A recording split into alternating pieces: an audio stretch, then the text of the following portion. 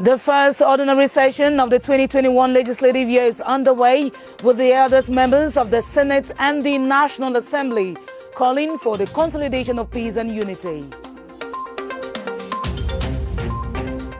The economic capital, Douala, records an upsurge in COVID-19 infections. Health officials opt for sensitization to word of the disease as patients resort to herbalists for immediate healing. Government embargoes the activities of a water bottling company for the non-respect of production standards that jeopardize the health of consumers. Sano is out of the market for 6 months. Good evening and thanks for joining us. Those were the headlines of the 7:30 News.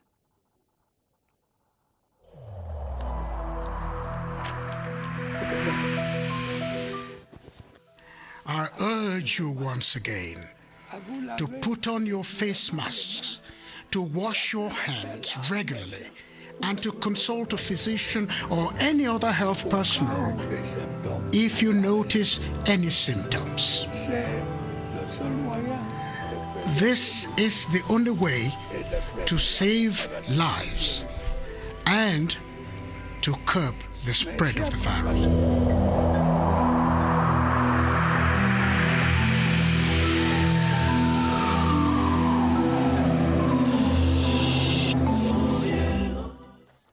The first ordinary session of the 2021 legislative year at the Senate is underway, with the eldest member, Fon Victor Esimisongo Mukete, hammering on the need for the preservation of the country's peace and stability. At the opening sitting today, attended by Prime Minister Joseph John Gute, leading governments, plus members of the Judiciary and the National Assembly, calls were echoed on stamping out the coronavirus in communities. Sidoni Jobmandi has the details.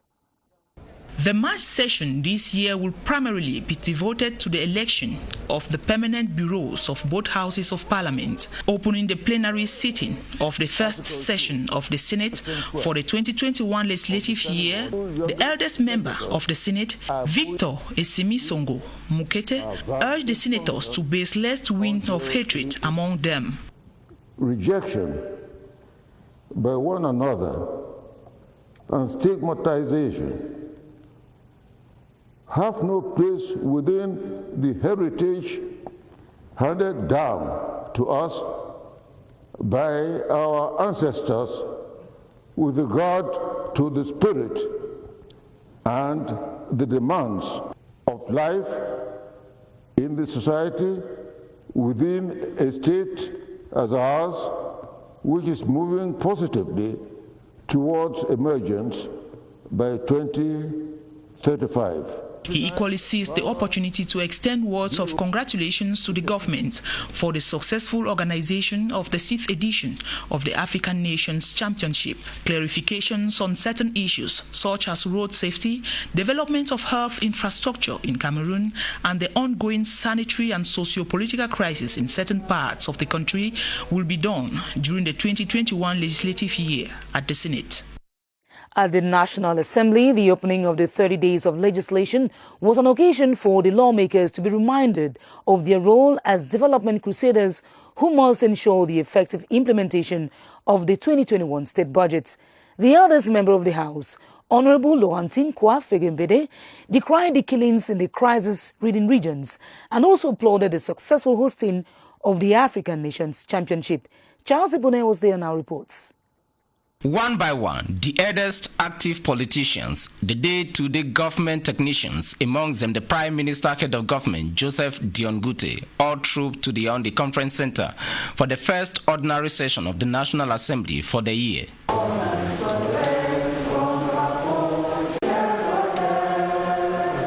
Elections for a new bureau awaited. The eldest member of the National Assembly constitutionally presides the start of the session after the verification of the quorum, according to parliamentary standing orders. This solemn plenary sitting, as you know, is to mark the opening of the new legislative year of the National Assembly. The delivered address focuses on deadly road accidents, insecurity, especially the killing of traditional rulers in Libialem Division, Southwest region by separatists. Knowing the resilient capacity of Cameroon, despite the various crises, our country succeeded in organizing some crucial issues.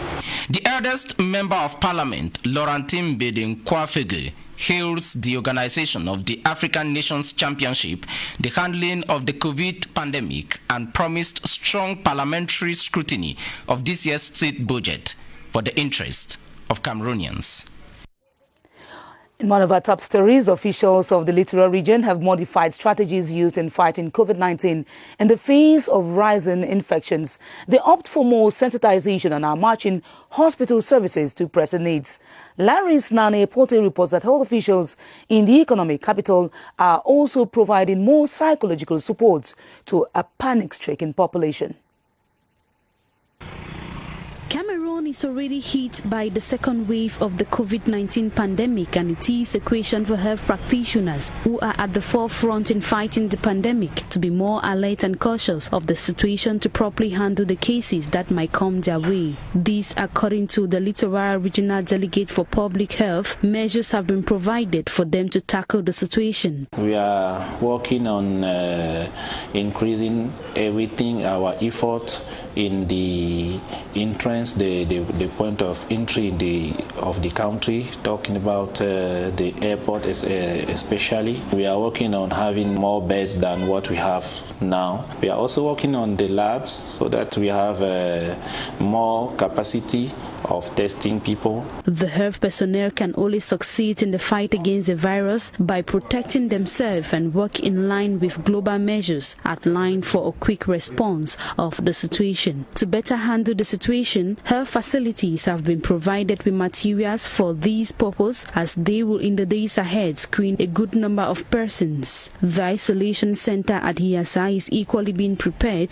to accommodate and cater for both severe and normal cases. The disinfection of hospitals and other public places are equally a necessity to avoid a vast spread of the virus.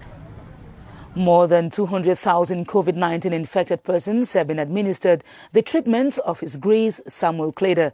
The Herbal anti-COVID medication is available in some Catholic health facilities across the country. The head of the diocese, Dr. Kamini Ajaber Production, says production is being stepped up to meet demand. Saleh Ebenyanyoki has the details. Catholic hospitals in the city of Douala continue to witness an influx of people who call around to collect His Grace Samuel Kleder's anti-COVID-19 herbal tonic, which has been used to treat many COVID-19 infected people since the outbreak of the pandemic last year. Given the positive results obtained, the production of the herbal tonic continued and supply is constant. The medicine is available in our hospital, the health coordination of Cameroon. You can find the medicine. The treatment protocol for the herbal tonic, made up of 2 products, has not been modified with the resurgence of COVID-19. It is the same treatment because there's many molecules we have in the medicine. Given the positive results obtained from those who have been consuming the tonic since the outbreak of the pandemic last year, the demand is even higher. We have now a lot of patients, something like 20,000 patients who come and ask for. The herbal medication, which is prescribed and administered under the supervision of trained medical professionals in Catholic hospitals, is accessible to all who are eligible. The patient will go to the hospital to consult before they give her the medicine. His Grace Samuel Kleder's Elixir, COVID and Adsac COVID are currently available free of charge in Catholic hospitals and diocesan health coordinations around the country. A local bottled water company known as Sano has been issued a 6-month sanction by the Ministry of Mines, Industries and Technological Development. It is reprimanded for failing to respect standards in the production chain of the liquid that puts consumers at risk. Cynthia Saptola read through the decision and our reports on how essential the action to ensure sane production is. Here's a report. It was official since March 4th. The bottled water company Sano has been suspended from operations on the national territory until it complies with the 6 conditions outlined in the ministerial order, one of which is the presentation of results of a complete physical, clinical and microbiological test carried out by a state-approved laboratory. One of the reasons for their suspension was the non-provision of a site plan showing their safety perimeter.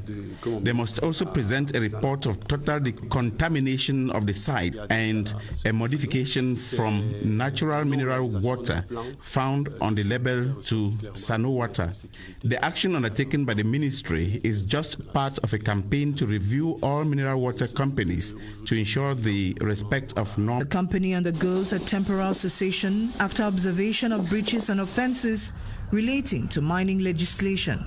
According to official sources at the Ministry of Mines, the company has the 6-month period to comply, failure of which may lead to the withdrawal of their license as stipulated in the 2016 law on the mining code. Following this suspension, the Ministry of Commerce requested the immediate removal of its products from the markets in order to protect the consumers' health.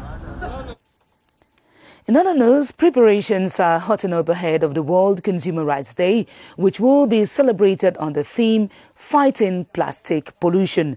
Ahead of the commemoration on March 15, the National Consumers Council, led by its president, Jacqueline Kwa, has been deliberating on the respect and protection of consumers against market abuses and social injustices. They were meeting today in Yaoundé. We now take you over to the West region. The city of Bafoussam now has a handicraft village where the rich cultural and ancestral identity of the grassland can be exhibited. The center, inaugurated by the Minister of Small and Medium-Sized Enterprises, Social Economy and Handicraft, Achille Basilican III, will ease the marketing of goods in this sector.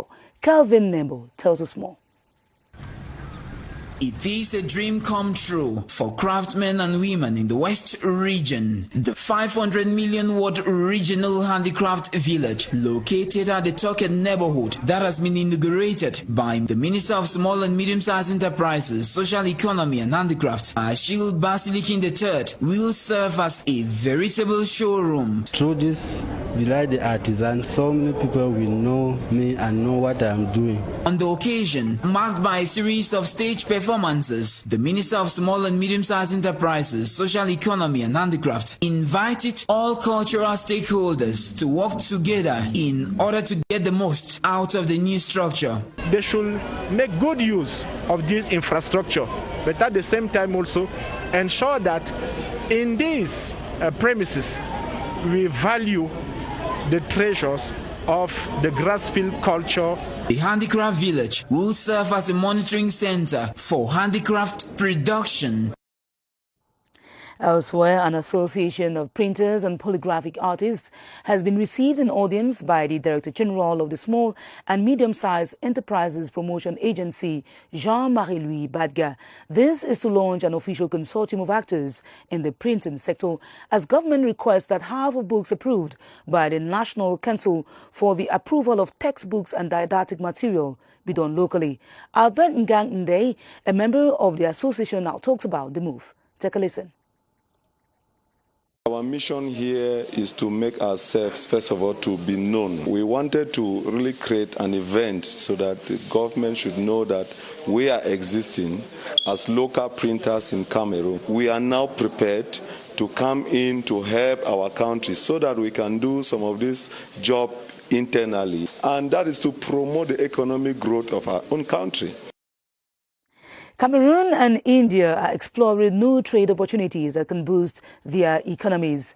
At a video conference, the Minister of Trade, Luc Magloire BrigadeAntiSardinard, discussed the stakes and challenges of electronic commerce with members of the Confederation of Indian Industries. Clarice Aritakan has the details.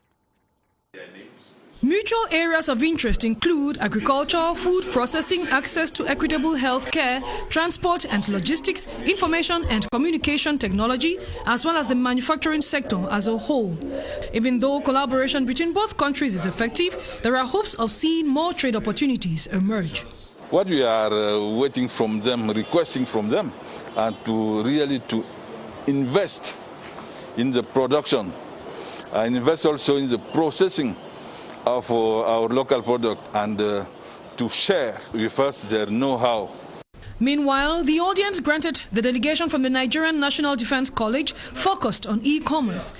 Our coming here has revealed the laudable strides of the government and indeed the efforts that have been made to synergize the prospects of the country in terms of natural resources and trade opportunities, not just for Cameroon, but for both our countries. The 29th batch from the institution took interest in the stakes and challenges at a time when COVID-19 has pressured states into building new ways of doing business. And so talking about the 29th batch of the Nigerian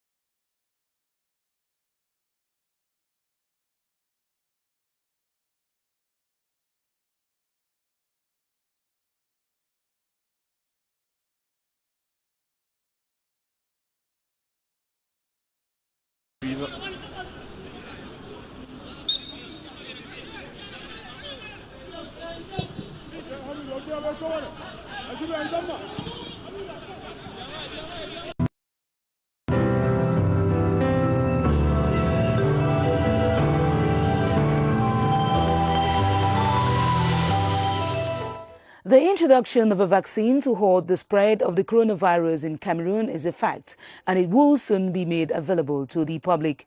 Government reassures that priority will be given to the medical corps and patients and is insisting that the immunization will be optional. How soon will the first shots be administered? Baldwin Sama and Dr. Frank Amabo provide answers. Hello, Baldwin. Good evening, Esther Kmer. We all know there's been so much talk about the vaccine as one of the solutions to limit the spread of COVID-19, with many Cameroonians quite skeptical as to whether they should accept the vaccines or not. The vaccines in Cameroon, let's discuss that with an epidemiologist, our guest, Dr. Frank Amabo. Good evening, doctor.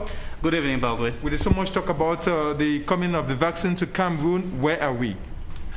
Thank you, Baldwin, for bringing up this question. I think it's a very, very important one. It's first of all important to highlight that vaccination is one of the most important public health interventions, and it has led to successfully eradicating several deadly diseases such as smallpox. That said, Cameroon, like several countries, is aligning itself to work on a strategic plan that would help us cover all the necessary pillars to have a comprehensive immunization plan against COVID-19. I believe it is really important for all healthcare professionals, all associated partners, the media, and I'm glad to have a platform like this, to work together with the community so that they can engage strongly on how to fight against COVID-19. And vaccination, as it has been seen in other countries, is an important tool. I join my voice to all the persons that are presently fighting so that we can help a community understand the importance of vaccination so that together we can kick out COVID-19 from Cameroon. Thank you so much, Dr. Frank Amabo. Vaccination remains an important tool as far as fighting against COVID-19 is concerned. It has been said, and it has been said again, that it's true, it's not going to be mandatory, but we have to consider that as an important tool in this ongoing fight against the coronavirus in Cameroon. Back to you, Esther Kmer. Thanks very much, Baldwin Samar. From the COVID-19 vaccine that will soon be administered in Cameroon, let's talk about the World Kidney Day that was celebrated today. Patients suffering from kidney-related complications in the Northwest region say the arrival of 8 new machines at the Bamenda Hemodialysis Center has been relieving to them. They, however, request that 1 more dialysis session be added to their regular 2 per week. Mercy Kusi tells us more. Patients arrive at the Bamenda Regional Hospital Hemodialysis Center accompanied by their caregivers. They say such is the magnitude of support they've been receiving since they fell ill. My kidneys failed when I was in Form 5. I went to school, I went to university, I completed, and now I'm working. So my life is still the same. Nothing has changed. Some months back, the close to 60 kidney patients were pessimistic when the dialysis machines broke down. But today, things are different. We go for dialysis twice a week, and the only issue that we have here, we have issues of lights, because when there are no lights, we will not be able to dialyze. They have just given us brand new machines. On this World Kidney Day, the patients in the Northwest have requested that the regional hospital extends their sessions to thrice a week. In diplomacy, Cameroon has extended gratitude to La Francophonie member states that backed the election of its candidate as Secretary General of the Conference of Ministers of Youth and Sport of La Francophonie. This was during a reception at the Ministry of External Relations offered for Luzette René Thobi Ndedi. Minister Mbela chaired the event, as Charles Ebone reports. The ceremonial hall of the Ministry of External Relations this Thursday, March 11, diplomats from La Francophonie family in Cameroon are gathered to honor the election of Cameroonian athlete of international renown, Luzette René Thobi Ndedi. The government meets with them to salute their support for the election of this Cameroonian lady as the first ever female Secretary General of the Conference of Ministers of Youth and Sports of La Francophonie. Today, we cannot govern an organization without taking into account the health crisis, economic crisis, reduced resources. According to the Minister of External Relations, Mbela, the government, through the President of the Republic, Paul Biya, expresses gratitude for the support of other La Francophonie member states who backed Cameroon's candidature for the post of Secretary General of the Conference of Ministers of Youth and Sport of the said organization. And that will be all for this edition of the 7:30 News, in which you mainly heard that the first ordinary session of the 2020I